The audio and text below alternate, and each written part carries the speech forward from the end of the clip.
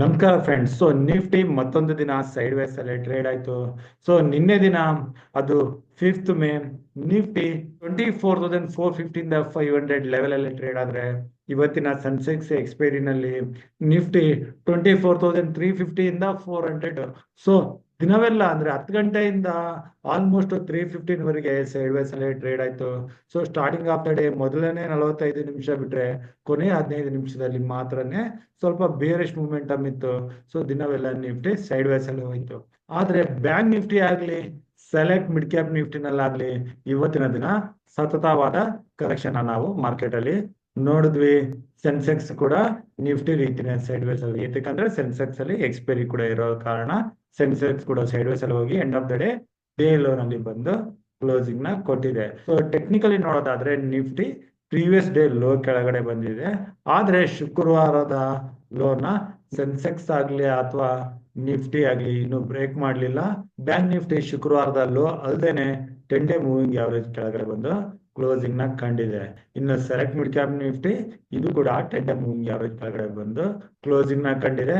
ಆದ್ರೆ ಇನ್ನು ಶುಕ್ರವಾರದ ಲೋ ಬ್ರೇಕ್ ಆಗಿಲ್ಲ. ಇಲ್ಲಿ ಅಗೇನ್ ಮಿಕ್ಸ್ಡ್ ಸೆಟಪ್ ಇದಾವೆ ನಿಫ್ಟಿ, ಬ್ಯಾಂಕ್ ನಿಫ್ಟಿ ಹಾಗೂ ಸೆಲೆಕ್ಟ್ ಮಿಡ್ ಕ್ಯಾಪ್ ನಿಫ್ಟಿನಲ್ಲಿ. ಇನ್ನು ನಮ್ಮ India volatility index, India Vicks ಇವತ್ತಿನ ದಿನ 3.59% ಅಷ್ಟು ಹೆಚ್ಚಾಗಿದೆ. ಎಂಡ್ ಆಫ್ ದ ಡೇ 19.29 ವರೆಗೆ ಹೋಗಿತ್ತು. ಆದ್ರೆ last half an hour average ಇನ್ನು 19 ಕೆಳಗಡೆನೆ, ಅದು 18.99 ಬರ್ತಾ ಇದೆ, ಆಲ್ಮೋಸ್ಟ್ 19 ಅಂತ ಹೇಳ್ಬೋದು. ಮಾರ್ಕೆಟ್ ಅಲ್ಲಿ ಇನ್ನು ಫಿಯರ್ ಫ್ಯಾಕ್ಟರ್ ಇದೆ.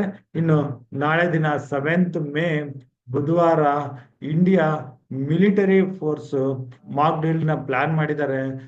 ಅದ್ರ ಕಾರಣ ಮಾರ್ಕೆಟ್ ಅಲ್ಲಿ ಮೇ ಬಿ ಸ್ವಲ್ಪ ಫಿಯರ್ ಫ್ಯಾಕ್ಟರ್ ಈಗ ಕಾಣ್ತಾ ಇದೆ.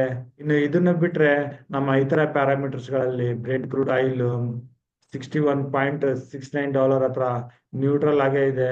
ರುಪಿ ವ್ಯಾಲ್ಯೂ ಅಗೇನ್ಸ್ಟ್ US$ 84.35 ಹತ್ರ ಇದು ಪಾಸಿಟಿವ್ ಆಗೇ ಇದೆ ಅಂತ ಹೇಳ್ಬೋದು. US$ ಇಂಡೆಕ್ಸ್ ಇನ್ನು 100 ಕೆಳಗಡೆನೆ ಇದೆ. ಇದು ಪಾಸಿಟಿವ್ ಆಗಿದೆ.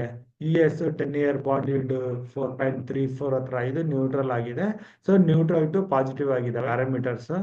US ನ ಡೌಜನ್ ಫ್ಯೂಚರ್ಸ್ ಅಲ್ಲಿ ಮಂಗಳವಾರ ದಿನ ಸ್ವಲ್ಪ ಪ್ರಾಫಿಟ್ ಬುಕಿಂಗ್ ಬಂದಿದೆ. ನಾಸ್ಡಾಕ್ ಇಂಡೆಕ್ಸ್ ಅಲ್ಲಿ ಕೂಡ ಸೆಕೆಂಡ್ ಹಾಫ್ ಅಲ್ಲಿ ಸ್ವಲ್ಪ ಪ್ರಾಫಿಟ್ ಬುಕಿಂಗ್ ಬಂದಿದೆ. ಇನ್ನು ಜಪಾನ್ ನಿಕೆನಲ್ಲಿ ಚೆಕ್ ಮಾಡಿದ್ರೆ, ಜಪಾನ್ ನಿಕೆನಲ್ಲಿ ಕೂಡ ಇವತ್ತಿನ ದಿನ ಸ್ವಲ್ಪ ಪ್ರಾಫಿಟ್ ಬುಕಿಂಗ್ ನ ನೋಡ್ತಾ ಇದೀವಿ. ಈ ಓವರ್ ಆಲ್ ಸೆಂಟಿಮೆಂಟ್ ಸ್ವಲ್ಪ ಪಾಸಿಟಿವ್ ಕಡೆಯಿಂದ ನೆಗೆಟಿವ್ ಕಡೆ ಹೋಗೋ ರೀತಿ ಇಲ್ಲಿ ಕಾಣಿಸ್ತಾ ಇದೆ. ಇನ್ನು ನಾವು FIs ಡೇಟಾನ ಚೆಕ್ ಮಾಡಿದ್ರೆ, FIs ಅಲ್ಲದೆ DIs ಕೂಡ ಇಂಡಿಯನ್ ಮಾರ್ಕೆಟ್ ಅಲ್ಲಿ ಸತತವಾಗಿ ಬೈಯಿಂಗ್ ಬರ್ತಾ ಇದೆ. ಓನ್ಲಿ ರಿಟೇಲ್ ಹಾಗೂ HNI ಕಸ್ಟಮರ್ಸ್ ಕಡೆಯಿಂದ ನಾವು ಸೆಲ್ಲಿಂಗ್ ನ ನೋಡ್ತಾ ಇದೀವಿ. ಇನ್ನು ಇವತ್ತಿನ ದಿನದ 6th ಮೇ ಡೇಟಾ ಬಂದ್ಮೇಲೆ ಆಗ FIs ಹಾಗೂ DIs ಯಾವ ರೀತಿ ಪೊಸಿಷನ್ ತಗೊಂಡಿದ್ದಾರೆ ಅಂತ ನೋಡಿದ್ರೆ ನಮ್ಗೆ ಇನ್ನಷ್ಟು ಕ್ಲಾರಿಟಿ ಸಿಗುತ್ತೆ ಯಾವ ರೀತಿ ನಾವು 7th ಮೇ ಪೊಸಿಷನ್ ತಗೋಬೇಕು ಅಂತ. ಸದ್ಯಕ್ಕೆ ಈ ಡೇಟಾನ ಇಷ್ಟಕ್ಕೆ ಇಟ್ಕೊಂಡು ನಾವು ನಿಫ್ಟಿ ಆಪ್ಷನ್ ಚೆಕ್ ಮಾಡೋಣ. ಈಗ ನಿಫ್ಟಿಗೆ ಇಮಿಡಿಯೇಟ್ ಆಗಿ ರೆಸಿಸ್ಟೆನ್ಸ್ 24,400 ಹತ್ರ ಹಾಗೂ ಹೈಯೆಸ್ಟ್ ರೆಸಿಸ್ಟೆನ್ಸ್ 24,500 ಹತ್ರ ಇದೆ. ಈ ಲೆವೆಲ್ ಇಂದ ಲಾಂಗ್ ಸೈಡ್ ಅಲ್ಲಿ ಬಿಲೋ 24,500 ಕೆಳಗಡೆ ಯಾವುದೇ ಲೆವೆಲ್ ಅಲ್ಲಿ ಪೊಸಿಷನ್ ತಗೊಳ್ಳೋದು ರಿಸ್ಕಿ ಅಂತ ಕಾಣಿಸುತ್ತೆ. ಇನ್ನು ಮೊದಲನೇ ಸಪೋರ್ಟ್ 24,300, ಅದಾದ್ಮೇಲೆ ಡೈರೆಕ್ಟ್ ಆಗಿ 24,000 ಕಾಣಿಸ್ತಾ ಇದೆ. ಇಷ್ಟನ್ನ ಇಟ್ಕೊಂಡು ನಾವು ಈಗ ಪೊಸಿಷನ್ಸ್ ಬಗ್ಗೆ ಡಿಸ್ಕಸ್ ಮಾಡಬೇಕು ಅಂತಂದ್ರೆ, ನಿಫ್ಟಿನಲ್ಲಿ ನಾವು ಲಾಂಗ್ ಪೊಸಿಷನ್ ತಗೋಬೇಕು ಅಂದ್ರೆ 24,500 ಮೇಲೆ ಮಾತ್ರನೇ ನೋಡ್ಬೋದು. ಆದ್ರೆ ಇಲ್ಲಿ ಸ್ಟ್ರಾಂಗ್ ರೆಸಿಸ್ಟೆನ್ಸ್ 24,578 ಹತ್ರ ಇದೆ. ಯಾವುದೇ ಕಾರಣದಿಂದ ನಿಫ್ಟಿ 24,600 ಮೇಲೆ ಹೋದ್ರೆ ಮಾತ್ರನೇ ನಾವು ಲಾಂಗ್ ಪೊಸಿಷನ್ ತಗೊಳ್ಳೋಣ. ಇಲ್ಲಿದ್ರೆ ನಿಫ್ಟಿನಲ್ಲಿ ಈಗಿನ ಲೆವೆಲ್ ಇಂದ 24,600 ವರೆಗೆ ಯಾವುದೇ ಟ್ರೇಡ್ ಇರಲ್ಲ. ಹಾಗೂ ನಿಫ್ಟಿ 24,379 ಹತ್ರ ಕ್ಲೋಸ್ ಆಗಿದೆ.